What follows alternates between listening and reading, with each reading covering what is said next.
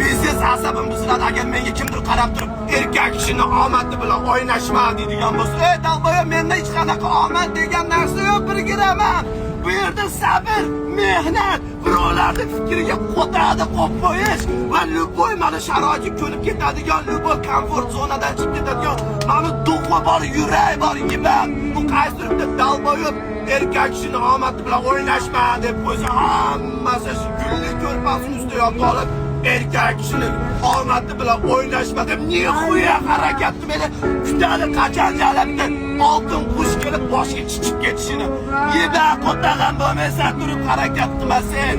Yiba u Instagram, TikTokdagi dalboyiblarni kuzatib, o'shalardan inspiration, vdохновление olma naxuy. Harakat qil, o'qidish. Meni mana boshidan kuzatganlar biladi qanaqa yo'llarni bosib o'tganim, qatlarda uxlab yurganim, kimlar meni tashlab ketgani. Nechtasi O'zbekistonga qaytib ketdi. Chidolmadi, sabr qila olmadi.